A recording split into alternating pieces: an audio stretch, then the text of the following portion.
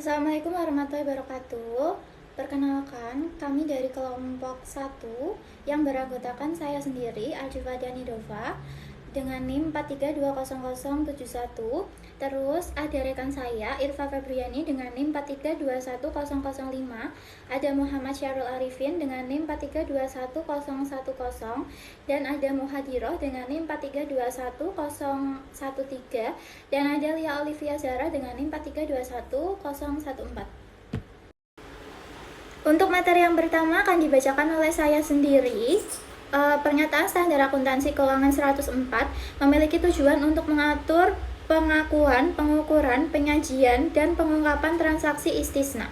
Ruang lingkupnya berupa lembaga keuangan syariah dan koperasi syariah yang melakukan transaksi istisna, diantaranya perbankan syariah, lembaga keuangan non-bank, dan lembaga lainnya. Untuk definisi dari istisna, yaitu ada istisna sendiri, yaitu akad jual beli dalam bentuk pemesanan pembuatan barang tertentu dengan kriteria dan persyaratan tertentu yang disepakati antara pemesan dan penjual.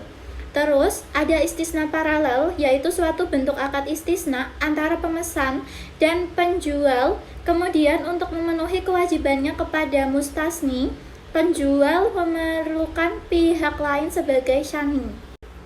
Untuk yang selanjutnya ada karakteristiknya. Untuk karakteristik yaitu penjual menyediakan barang pesanan atau masni sesuai spesifikasi yang disyaratkan untuk diserahkan kepada pembeli dengan cara pembayaran di muka atau tangguh.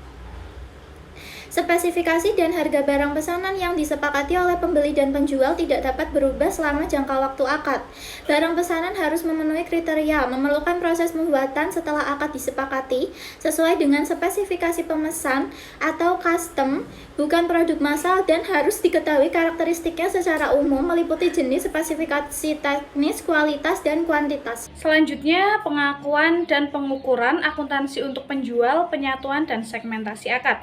Di mana bila suatu akad istisna mencakup sejumlah aset, pengakuan dari setiap aset diberlakukan sebagai salah satu akad yang terpisah jika terdapat 3 poin. Yang pertama, jika proposal terpisah telah diajukan untuk setiap aset. Kemudian yang kedua, jika setiap aset telah dinegosiasikan secara terpisah. Dan yang terakhir, biaya dan pendapatan masing-masing aset dapat diidentifikasikan. Kemudian pendapatan istisna itu diakui dengan menggunakan metode persentase penyelesaian atau metode akad selesai.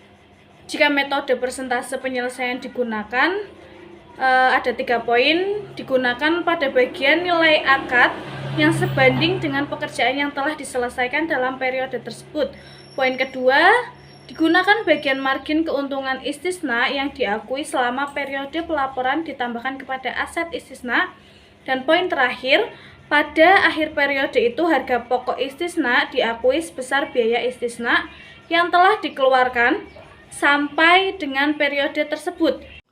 Baik, untuk materi pengakuan dan pengukuran yang selanjutnya yaitu meskipun istisna dilakukan dengan pembayaran tangguh, penjual harus menentukan nilai tunai istisna pada saat pembayaran barang pesanan sebagai dasar untuk mengakui margin keuntungan terkait dengan proses pembuatan barang tersebut.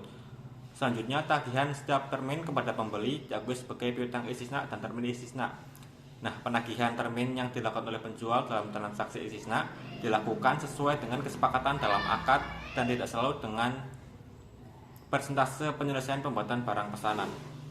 Untuk selanjutnya, untuk biaya perolehan istisna terdapat 2, yaitu biaya langsung dan tidak langsung.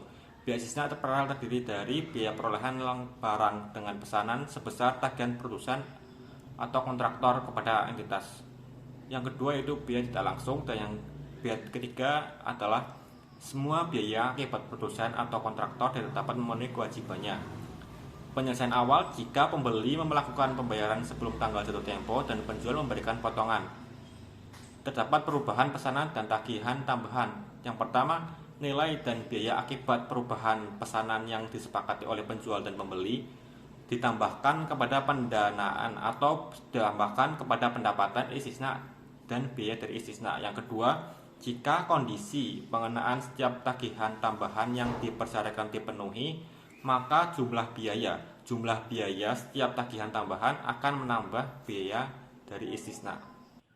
Kemudian ada akuntansi untuk pembeli, di mana pembeli mengakui aset istisna dalam penyelesaian sebesar jumlah termin yang ditagih oleh penjual.